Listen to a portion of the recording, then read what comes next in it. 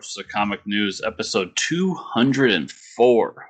I am one of your hosts, Chris, alongside the magnificent co-host, Mike. Thank you. Welcome to the show. It's really special episode. We have the legend Ricardo Delgado on the show today. One of the most iconic comic books, I would say, for the industry. Age of Reptiles. If you've seen it, you know it. And we're going to talk about that. We're going to talk about his new project on Kickstarter. We even talk about all the storyboarding and illustrations he's done for a lot of movies. Just a really cool guy, and yeah, stick around for that. You know, they keep telling us don't meet your heroes, Chris, but I don't know, we're like 5 for 5 now. I was gonna say another check off the bucket list. I got to talk to him, so yeah. So one would say this is the real reason we started the podcast, but I don't know. No, it's funny. This kind of happened. Like it was literally just us being like, "Oh, let's try it out." And yeah. You text me. It's like Ricardo Delgado. I'm like, really? No, like, and so that's really cool. He's a very humble dude. Really cool guy. Very talented. So yeah, stick around for that. And yeah, we got some stuff to talk about this week. I've actually been watching a lot of movies. I know I tweeted, and you confirmed that all of the Godzilla movies are on HBO Max. That doesn't mean watch them all, because I did start at the beginning this week. Yeah. And you know, I watched Godzilla, and then I watched I went to the US one that's in black and white is like a couple years later. It's weird how they tell the story. I've never watched that one. I couldn't get into it because it's in English, but it pretty much tells the story of the first Godzilla movie from a different and it re-shows all the scenes, but they're all in Japanese with no subtitles. And it's just like the reporter commenting on it the whole time, and I'm like, this is awful storytelling. So I skipped over that one. And then we went to Godzilla and Mothra because that's the best one. What was that one? It had a different title though. It wasn't Godzilla, right? It was like something. Godzilla Returns or something? I forget. Yeah. But I know the one you're talking about, and if I remember correctly, my Godzilla knowledge is a little rusty because I haven't had to dig into it in decades. Yeah. But if I remember correctly, that was them trying to bring the idea over to America, but them being like, kind of like when manga first came over, like nobody's going to read this backwards. Right. And them saying like, nobody's going to want to watch this with subtitles, so let's just create our own story around what they have shot. It didn't work. And and eventually they learned, much like with manga, like, no, just teach the audience how to view this, and they will. Yeah. Or they just dub it with awful dubs too, but well, yeah, that's what ended up happening. That's teaching the audience, but so like Godzilla and Mothra is, I mean, that one's awesome. Yeah. So I ended there for the week, and then I did watch the new Disney movie, Raya and the Last Dragon. I've heard good things. That movie, okay, it's amazing. It's a really good movie. I just want to say one thing. The beginning is literally Rey in The Force Awakens.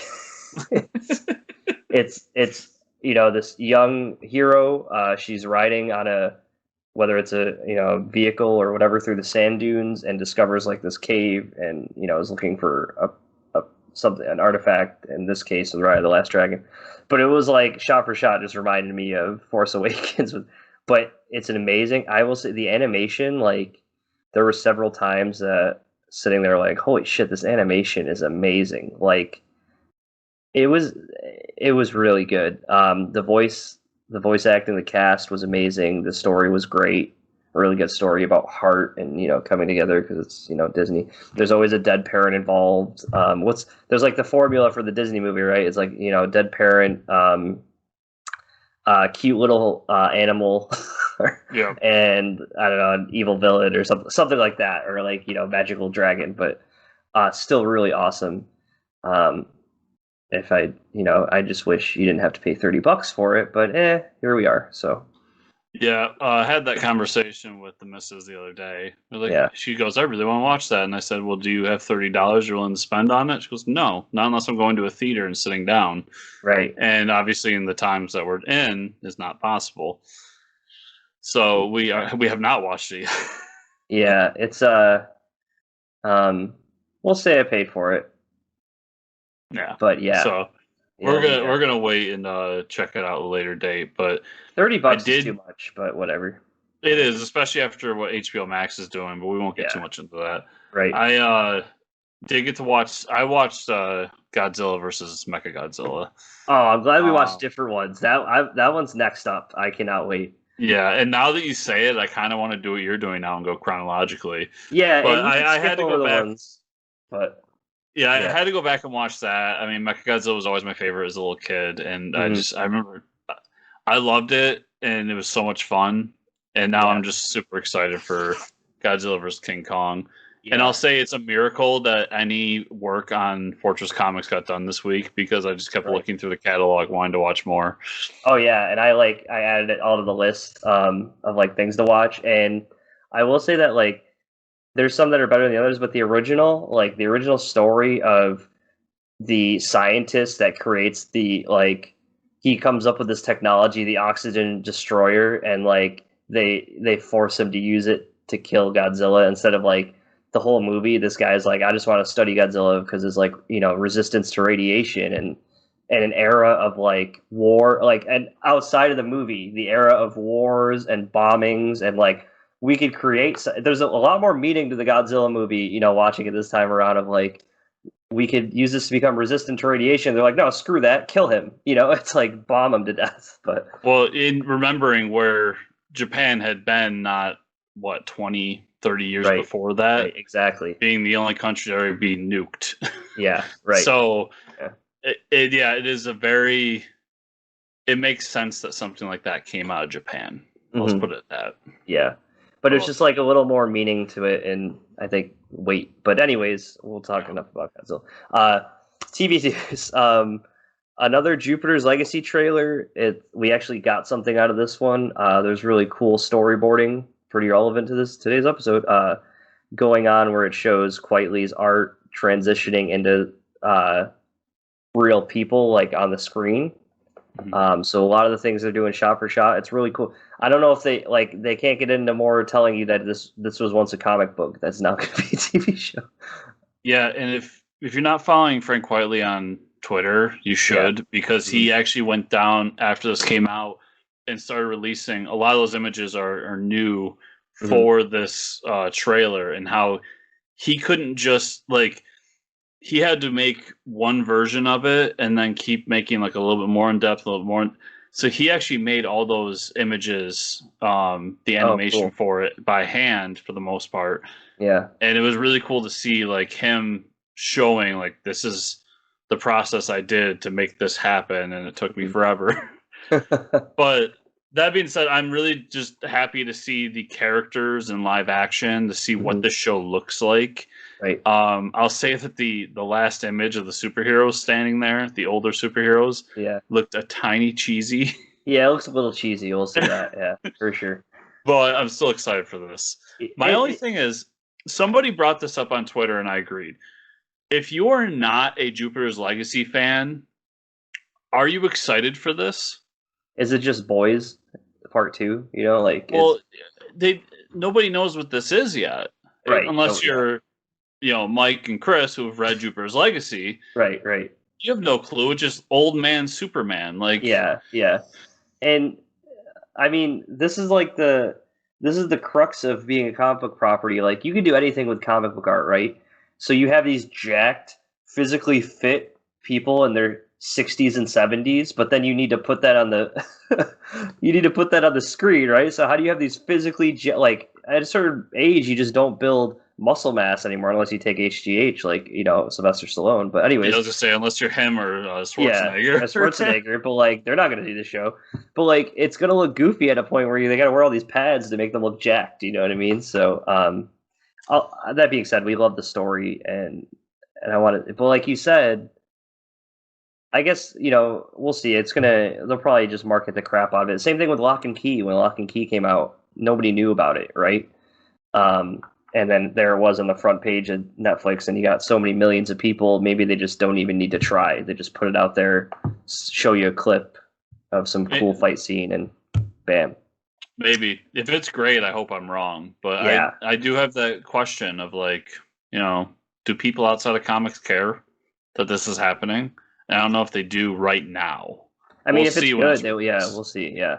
We'll say it's definitely something good to look out for. And yeah, it's Jupiter's Legacy. Check it out. So, that being said, let's talk about the WandaVision finale, huh? Yeah. Lots. I will say great episode, but I was disappointed there wasn't any heavy name drops or cameos.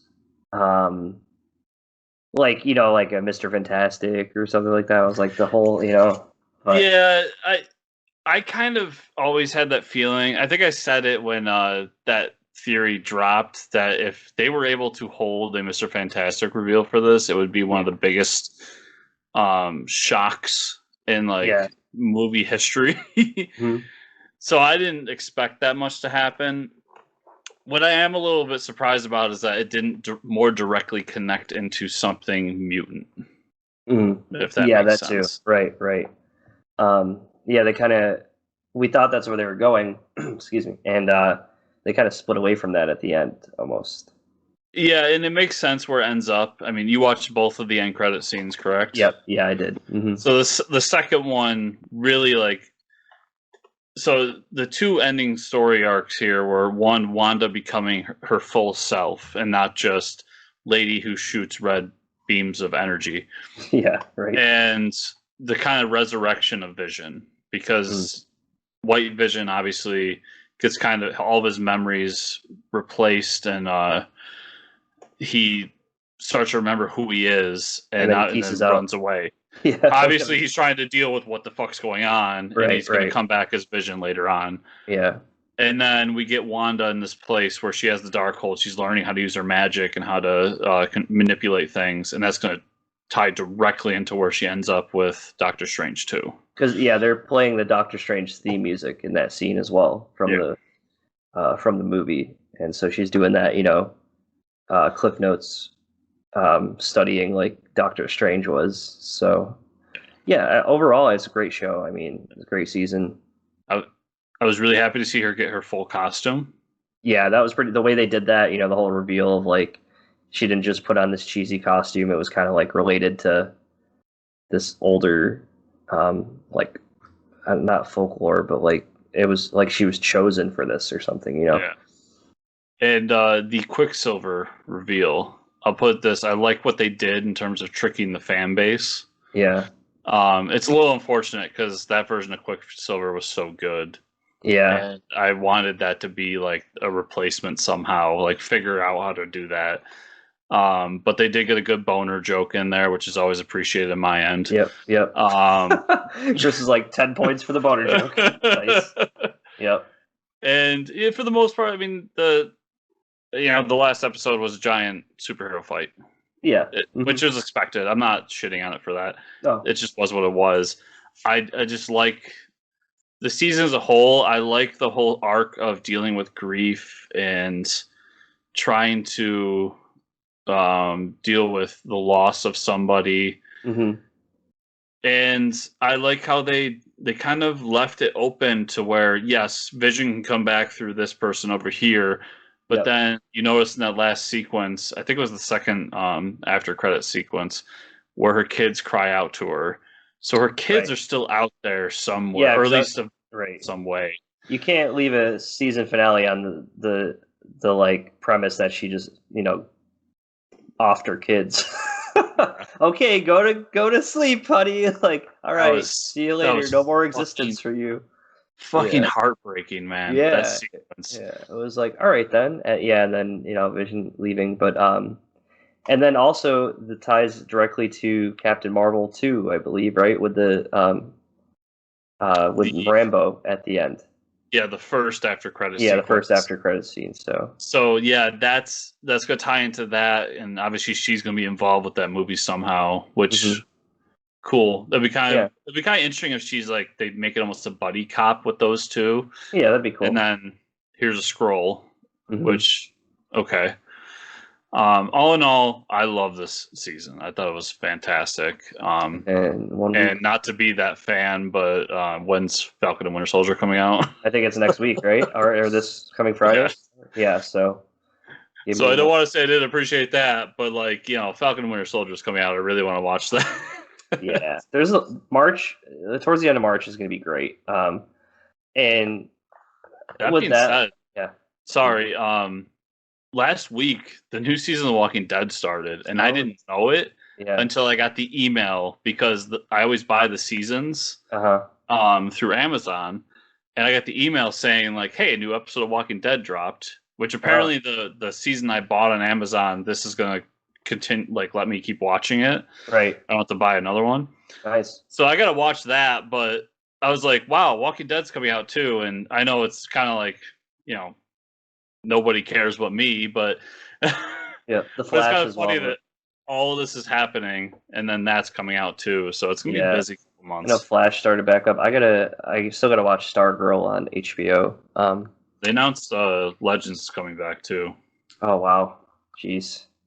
Yeah, I can't keep up with all that. But movie news, quick. Did you see all this stuff? I kind of pay attention to the DC cinematic leaks online, and they got like the last. I don't know if it's Justice League Part 2. All the storyboards are like the kind of the details about what those movies were going to become, and someone just from like the way Zack Snyder wrote it all out. I don't know if it was true or not, so you can take it with a grain of salt. But the story was like, I would have watched the movie, but man, I'm so glad this movie never got made, because it started talking about like Bruce Wayne and Lois Lane having a relationship, and then like at the end of the series, she becomes pregnant, and Superman and Batman are kind of like, well, who's the father? And I'm like, did you really just like Jerry Springer the Justice League right now, dude? Like, so I read that. There's a baby girl, and they're like, we should name her Martha. Yes, but like, and I almost believe it because that's a very Zack Snyder thing to do. Of like, this is a comic book movie, but let me put my twist on it, and it's like,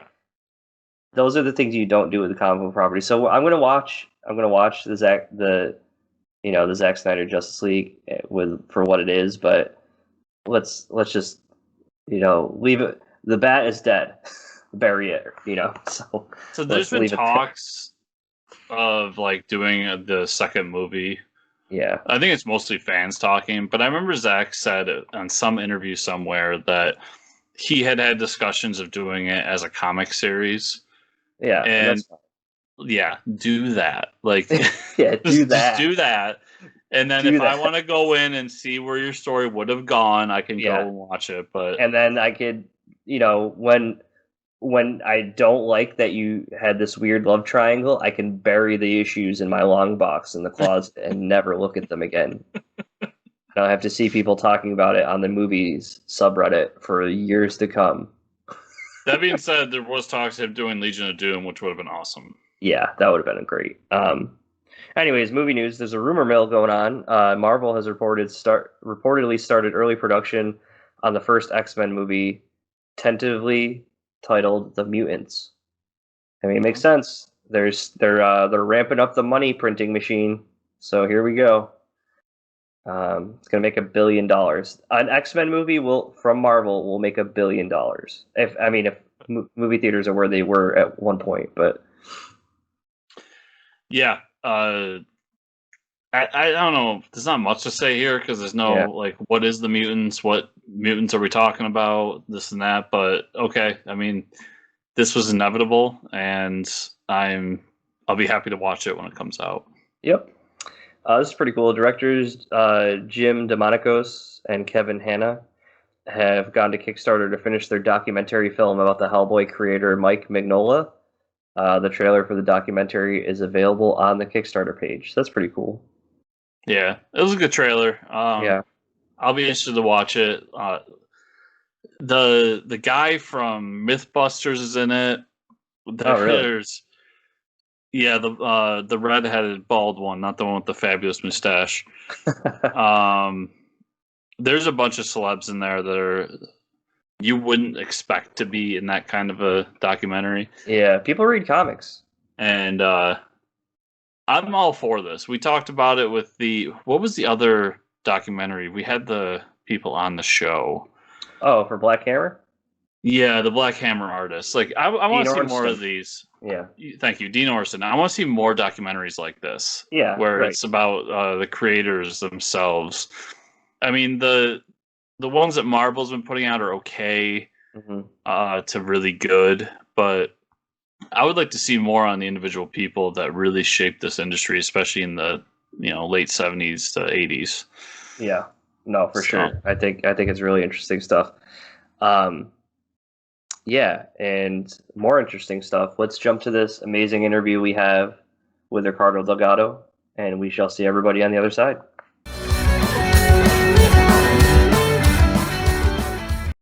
And we're back. Hey, so please, find out a way to read Age of Reptiles if you have not, and check out the Kickstarter. Very cool dude. Love to have him back. I can't wait to get that hardcover, because that hardcover of his novel, the Dracula he drew on the front, is just amazing. We said in the interview, I hope that's the one that they make a giant poster out of, because it's just such a great image. Yeah. All right, let's jump to comic book news. It's kind of sad. San Diego Comic-Con's going digital this year. It's going to happen in July, and promoters are hoping to be back in person next year. So I guess that makes the most sense.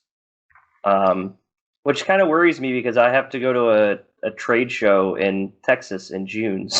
But it's in Texas as opposed to California, so you see where I'm going with this. Yeah, I was also thinking about it personally, because I was bummed out by this. Right. And I sat down and was really thinking about it. So we're not going to jump into the politics of it all, but they've been telling us that like June, July, we should all be vaccinated, or at least have the opportunity to be vaccinated. Yeah. And then let's say that happens. Like, are you ready right then and there to go to a convention like that? Like, I know I am. Yeah. But right. I don't know if I'm in the minority of people or not. I feel like I probably am. Even if there was one, is everybody going to jump out to go to one? Right. If it was more like I think we'll still get New York Comic-Con, because I think by around football season, people will be ready to like, all right, let's go to a football game, let's go to a con, let's go to this or that. I'd probably still wear a mask if I went to a con, though, for sure. Just to, I don't know, I'd feel better about it. Yeah, and I mean that's the world. I think there's some people that are going to continue to wear those no matter what, but yeah, I don't feel like people are going to be ready at that point. I think a lot of people are still going to be getting their first dose at that point. Right. Or they're going to sell out like crazy because people want to get the hell out of the house, like the first event. It could go both ways. I mean, it's like I said, I would go today, but I know I'm a crazy person and probably in the minority of that. Yep. All right. Infinite Frontier will expand into 6-issue series this summer, of course, because they can't just give us one. The series will be written by Josh Williamson and art by Zermanico. Infinite Frontier will explore the new multiverse created by the events of Death Metal. So we got that first issue this week that we'll talk about. Lots of stuff going on. Yeah, lots of stuff. I'm down. Yeah, I mean, it wasn't bad. No, I'll definitely read it for sure. And I think it's interesting. Joshua Williams is being propped up to be their next kind of big writer. Yeah. They're like, all right, Bendis, move out of the way. Here we go. Well, I mean, it was Snyder for a while. Snyder, yep. And now it seems like Williamson. I mean, he's been getting a few books here and there that I've been feeling like, yeah, he's getting the bump. Yep. And now this is going to be the big one for him. Good for him. Supergirl's back with 8-issue limited series this June. The series is going to be written by Tom King with art by Billiqui Evely. Bilquis Evely? I don't know how to pronounce the name. But, yeah, I mean, Tom King doing Supergirl. Good for him. We'll see how it goes with 8-issue limited series. The one thing I've always complained about Tom King lately is he kind of stretches these stories out. So maybe 8 issues is better than 12. So we'll see where that goes. I think I will be waiting to hear what people say about this. Yeah. Yeah. I don't know. Supergirl just doesn't do it for me. I have a tough time with Supergirl. Yeah. Yeah. Marvel's adding even more tie-ins to the summer event Heroes Reborn. First up is Squadron Savage, written by Ethan Sachs, with art by Luca Pizzari. Okay. This series will focus on the Black Ops teams as superheroes. That sounds pretty cool. That one does sound cool. Yeah, next is Weapon X and Final Fight, written by Ed Bryson and art by Roland Boshi. I don't know how you feel about that one.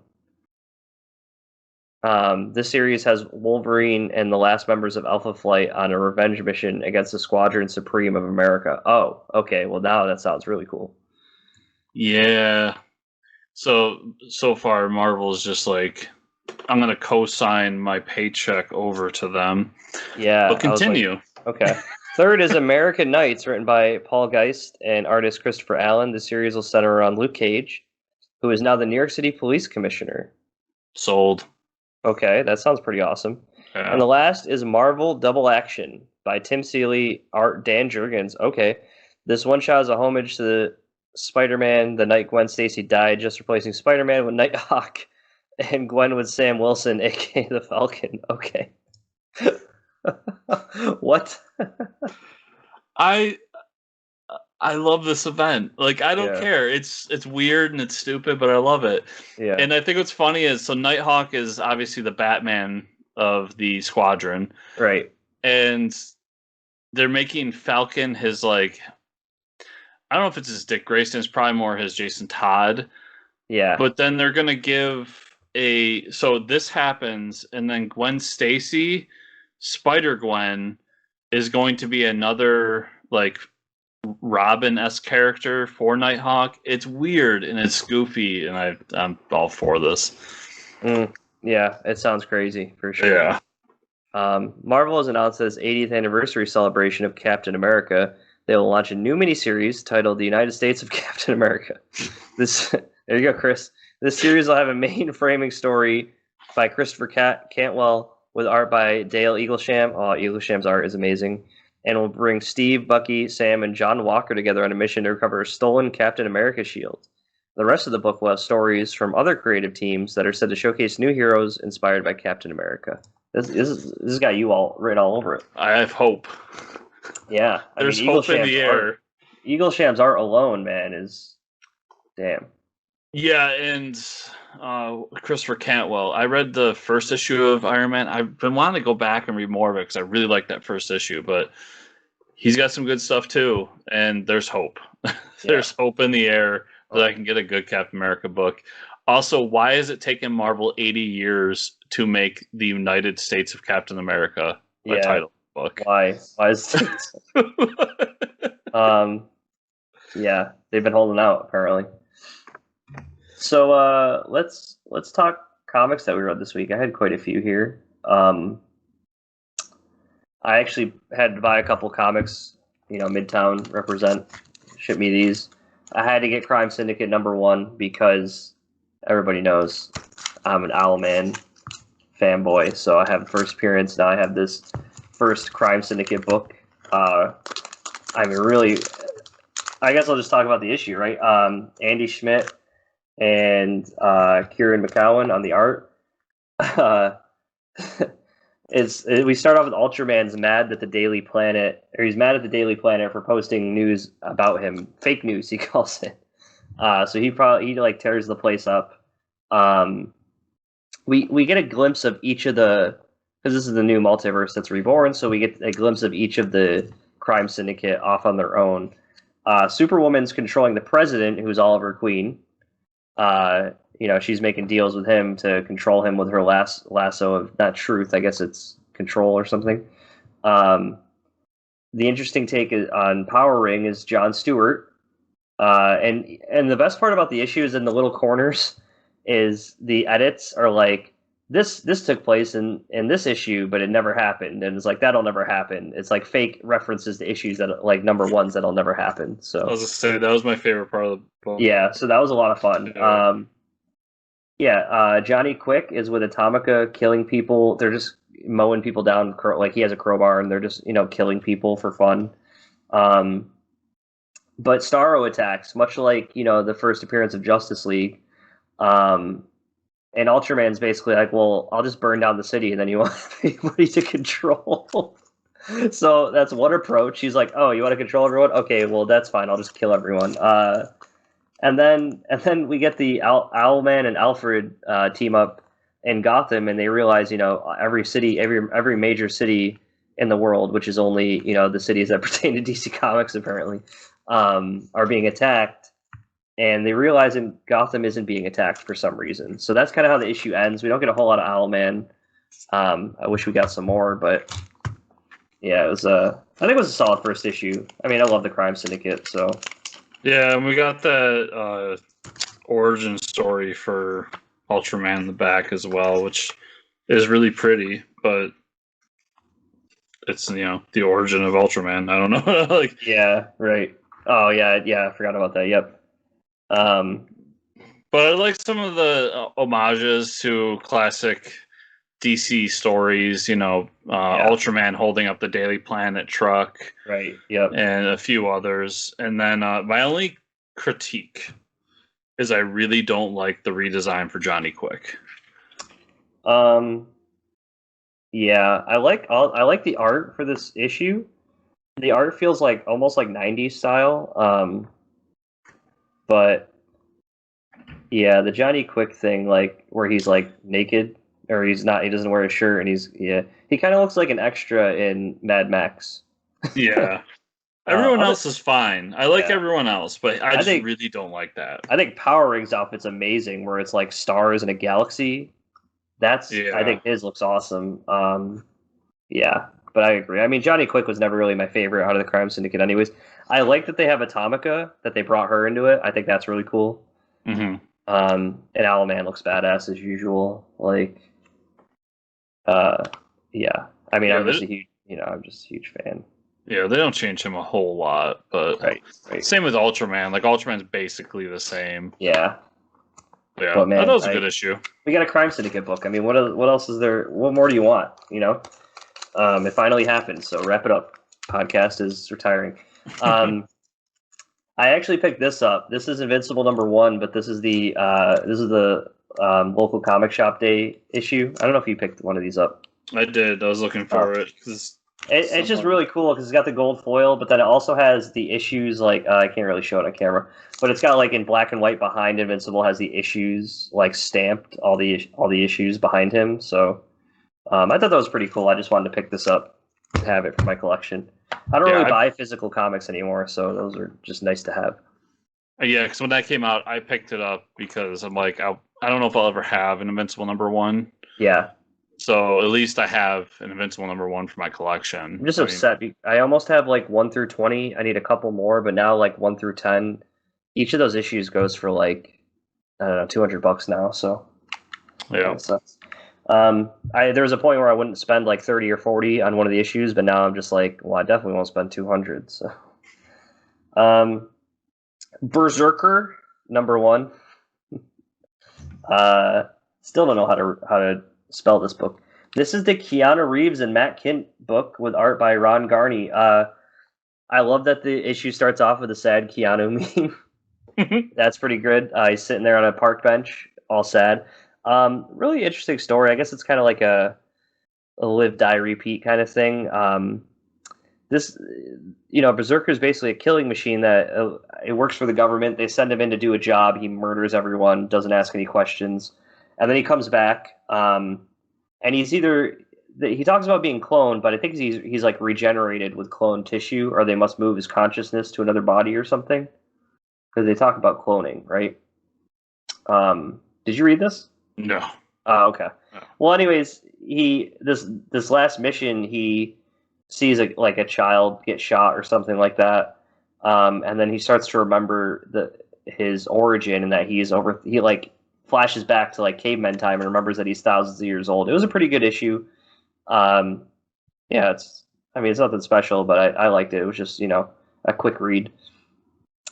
Infinite Frontier #0. Lots of writers and artists. That's all I put. I didn't write them all down. There's a lot happening in this book. This basically sets up the DC universe moving forward for a lot of people. This is the end of Dark Knight's Metal death metal where Wonder Woman is a god now. So basically, Spectre takes her, kind of like in Kingdom Come. Spectre takes her across the world to see where her, you know, the people that she cares about. She wants to see them one last time, make sure they're okay before she leaves.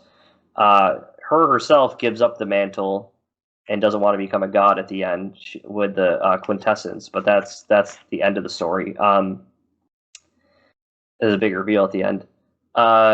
There's, you know, the new Amazon Queen is crowned. So that's pretty much what comes out of Themyscira. Spectre talks about how he used to be Obsidian, and talks about Alan Scott and his sister Jade. So that's pretty cool. We get some, you know, Justice Society talk is always good. He also talks about John Kent will be a threat to the universe, Superboy. And we kind of see that in the new Suicide Squad issue. I'll talk about that. Roy Harper's back. Green Arrow and Dinah Lance are back together. You know, things that were like out of continuity now they're kind of back. They're setting everything straight. This is like pre-Magistrate stuff that was happening in Future State. So Arkham blows up, and there's talks of the Magistrate coming. Scarecrow is the villain, and he looks awesome, and he actually moves on to the Batman issue I'll talk about. But his redesign was really cool. He actually looks scary for once.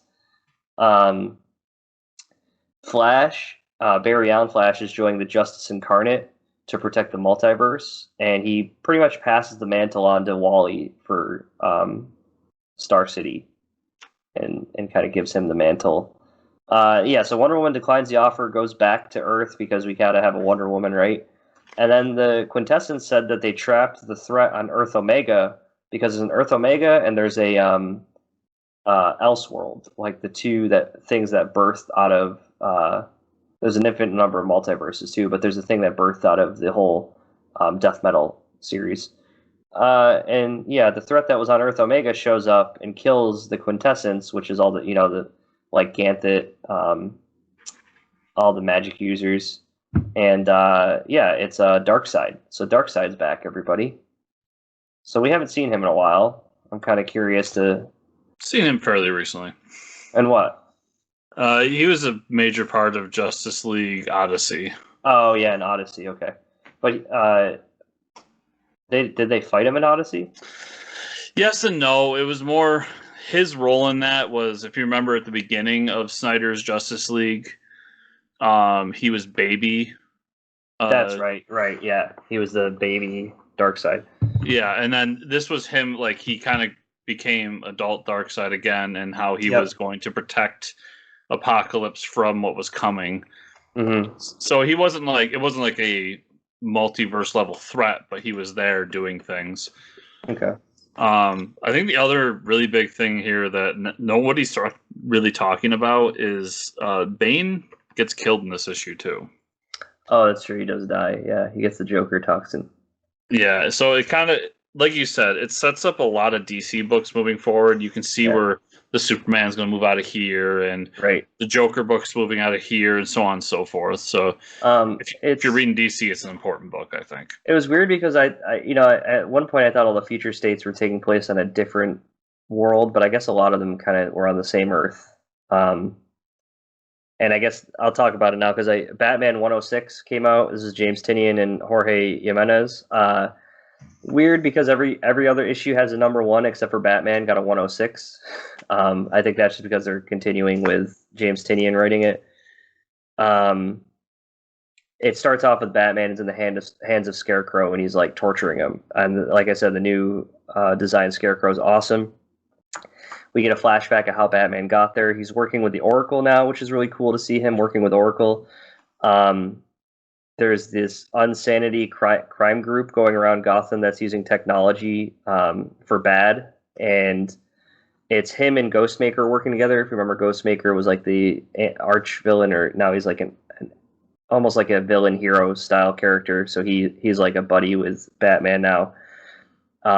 Harley's trying, like, they're, you know, fighting crimes, taking out this gang, and Harley tries to catch up, and like she's like, how did these guys get to the crimes so quickly? Because she wants to help too, I guess.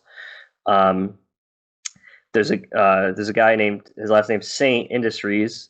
He's pitching the magistrate system to the mayor of Gotham and saying, "Hey, like this is what you need. Like things are going to shit in Gotham. Nobody wants to live here." And the mayor doesn't really agree with him, but he's saying like the police force sucks in Gotham, and he has a point. Batman's hiding out in like a apartment in the middle of Gotham, and his neighbors. Well, Bruce Wayne is knowingly living in an apartment in Gotham, and his neighbors hate him because all the publicity that he's getting from living there. And the issue ends up with Scarecrow gets his hands on the mayor. So what I'm thinking is the mayor is going to be convinced after being attacked by Scarecrow that he needs to go with the magistrate system. And that's how we see this all start from Future State, where the magistrate's in place. Suicide Squad number 1, Robbie Thompson and Eduardo Pensica. This is Rick Flag and Waller have a conversation about the multiverse, the second Suicide Squad, and the Justice League Squad, but he doesn't like her plan at all. Like, he reads it all. This is what's happening in Future State. So we're like, well, she's going to get away with it at some point. And she's either going to kill him or something. The Suicide Squad is breaking into Arkham, and Peacemaker gets teleported into the sewer under Arkham, so he's like pissed about it. They're there to break out Talon, because we know Talon is part of the new Suicide Squad from Future State. It doesn't go well because the Joker gas is plaguing Arkham as they're breaking in, which we saw in Infinite Frontier. So there's a lot of books, like if you didn't, they kind of overlap here, and that's what I'm starting to see, which I don't know if it's confusing for people that aren't reading everything. The Joker gas is attacking Arkham at the same time, and at the end, Waller reveals that she has Superboy trapped in a room, and that he's going to lead the Suicide Squad, and that's what we know from Future State that he does. So basically, it ends with Talon and Peacemaker fighting their way out of Arkham while the Joker gas is taking over. Pretty solid first issue, and I think this is what the quintessence meant when like Superboy is going to be the death of all of you guys. But I don't know if these stories are going to be like constrained by what happens in Future State. Like, are we going to get a time jump? It's just so weird that they already told us what's happening, kind of. See, my understanding was they were all like alternate Earths. Yeah. And like, just because this happened on this Earth, and it doesn't necessarily mean that we're going there, but one of these many multiverses that did go there. So I'm wondering if this is the setup for the story we got. Yeah. But where we're gonna go is gonna instead of zig, go zag. Oh, okay. Yeah, I hope so. That's my feeling on how that was all supposed to lay out, but I could be wrong. And then Swamp Thing number 1 is really good. Ram V and Mike Perkins. We get a new Swamp Thing finally. Levi Kamei. He has dreams about being the Swamp Thing. He's actually on a flight back from India. And so this is the first issue with the new guy, and he's a biologist from India who just gets back from his dad passing away. So he's having all these dreams of being Swamp Thing and all these like weird lucid dreams. And there's at the same time in near Aztec country, there's this evil guy that's like lives in the desert, and he's been like a urban legend for years, and he's like killing people, and he's like a corpse pretty much. And the Swamp Thing has a dream about him and shows up, and like he has a conversation like, oh, I haven't seen anyone like me that's kind of like eternal and doesn't die. And he kind of like tears him to shreds, and the guy, he wakes up, but it wasn't a dream. Like, he pops out of a tree like he was one with the green in his dream. So something's happening where he's becoming Swamp Thing. It was a solid first issue. I'm really excited to see a new twist on the Swamp Thing story. So that's what I had this week, Chris. Quite a bit of stuff. So I had King in Black, Captain America number 1. This basically takes place right after King in Black. I think it was issue 4. Where Cap has been, Dylan Brock saved Cap from the symbiotes, and he's still got this voice in his head from Null telling him things. And as he's doing that, he's trying to fight alongside Sam and Bucky, and just a very basic mission of trying to save these people from symbiotes.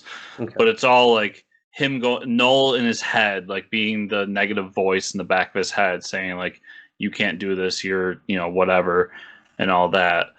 I thought it was a really like good one-shot issue of just talking about those negative feelings. It was kind of deeper than it probably should have been because it was really a story about people who have those negative voices in the back of their head throughout and how to push through it and use your friends and the people closest to you to push through it and fight through it. Okay. I thought it was a really good single issue. Avengers Mech Strike number 2. Oh, I gotta read that still. Damn, I saved it for last. Forgot about it. So this is this issue was basically them going through the different regenerations of that giant kaiju thing. Yep. Where the Avengers are slowly getting worn down because the half-life on the regeneration is getting smaller and smaller every time. And they even say in this, eventually it's going to go from, it's gone from months to weeks to days. And Black Panther says, and we all know where the math goes from there. Mm-hmm.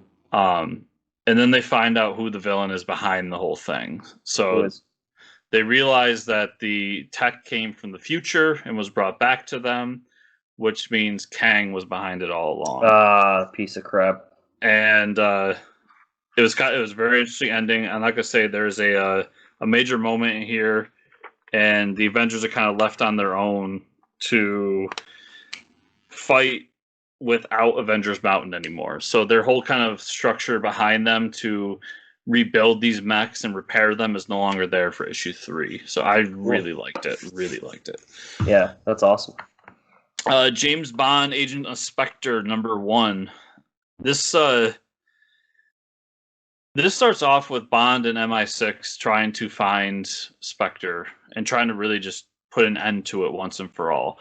And they find a lead, send Bond out to do the mission, and at the end of it, this guy basically sits Bond down and says, like, you can keep doing this, but we need, you should join us and help us to take care of this mission over here. And if you don't, these people that you care about, we know where they are and we have an agent ready to kill them. And he goes, but we're not completely bad people. We'll still pay you. So it's Bond trying to go in and take out Spectre. And at the end, he realizes that the only way to do so is to join them and help them on this mission. And I mean, I think it's safe to say defeat them from the inside later on in the series. But it's good to have Bond back in comics. I really enjoyed that issue. Cool. And then I won't go too much into it because you can go to our YouTube channel and see my full review of it. But Nocterra number 1, new book from Scott Snyder and Tony Daniels from Image Comics. Really good. It's not exactly a groundbreaking story. I mean, the first issue, the setup is familiar. It's a story we've seen before, but the world is very interesting. Tony Daniels' art is fantastic. And I like the lead character. Because the lead character is this girl who was born blind, and then she gets the surgery to recover her eyesight at a young age, and then bam, the whole world turns dark. Oh, okay. So in this world, you have to, if you don't have light around you, this virus will attack you and turn you into these monsters. And so everybody in the world has to have like LEDs all over them and everything. It's like a weird rave with like monsters attacking. Okay. But a lot of the designs are cool. I really liked it. And if you want to talk bang for your buck, this is one of those Image Comics. It's got to be a 48 pager for the standard $3.99 price. Awesome. But I'll be interested to see what issue 2 has in store for us. I thought it was really good. That's all I got for this week. Mike, where can people find you on the internet?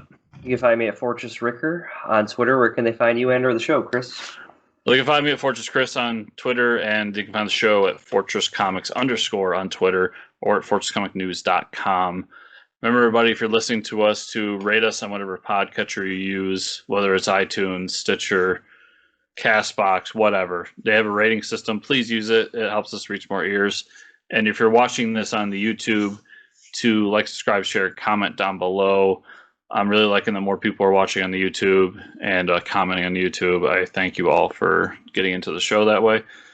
And if you want to be that super duper deluxe awesome fan, there's the Patreon at patreon.com/fortresscomics. So everybody, thanks so much for listening this week, and we'll see you all next week.